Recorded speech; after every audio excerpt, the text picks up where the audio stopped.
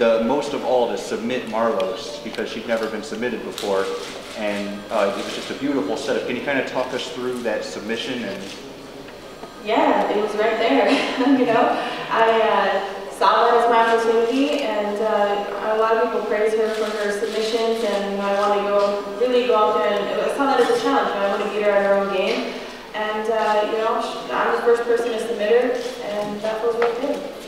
She had her back for most of it, let's say the second round. At any point did you really feel like that you were in danger of getting subbed, or were you pretty comfortable? I didn't feel like I was in danger of getting subbed at any point, but I knew I wasn't in a good position. I wasn't happy there, but she had really good control. I tried to kind of edge out, get my back on the mat, and look to turn in, but she kept switching her feet around, and so I figured, you know what, I'm going to have to come out in the third round and really take it to her in the next rounds because I was just trying to get out of it, but it wasn't working. So I didn't feel like she was under my chin at any point, or you know, I felt her kind of lock under one arm, and there was a possibility for swinging out for an arm bar, so I just made sure to go to that side and just be preventative at that point.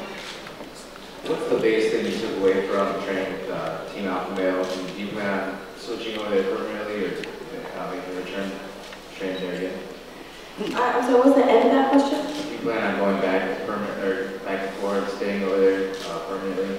Well, I love training in Team Alpha Male. You know, I think the thing that like I said, I learned the most there was the way to make the heart of a champion and the mental aspect. There's a bunch of overachievers there, and they kind of just paved the way by example of how to stay tough mentally and emotionally. And I love training there, you know, so I'm definitely happy.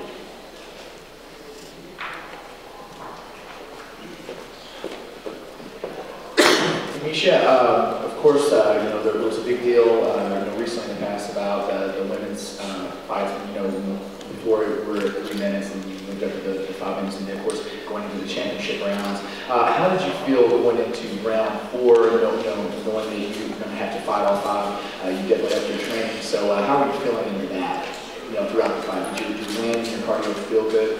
I think I felt pretty good, you know, considering I felt like I was recovering pretty well in the rounds. But you know, I had to dig deep because that was a very challenging fight. You know, she's the toughest girl that I've fought, and she has a lot of experience, more than I do. And going into those rounds, you know, it doesn't matter. Like I said, if there's only 2 seconds left and I'm down the whole time before that, I'm still going to be looking to finish and win the fight. You know, I'm a gamer. I come in there and fight, and that's what I love to do. And I was having fun out there.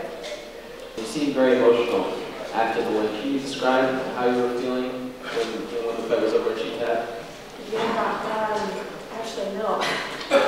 I can't put words to it. It's like, man, the best day of your life times 100. You know, I feel like I've evolved with Strikeforce, and I've been so honored and grateful to be with Strikeforce on their journey. You know, and then now the merge with the UFC.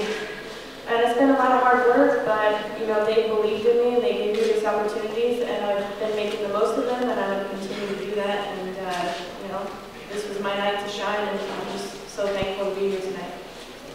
And Scott, for you, you know, we remember her fighting for you again prior to all of this. Did you think that she had it in her to be a champion? You know, one thing about Miesha is you always knew that the will, the desire, and the mind was very strong. And like you said, through her journey, you know, we've seen her develop and get better, become technically better. And actually tonight, I thought she looked really strong, stronger than I've seen her look, you know, in the past fight. So that's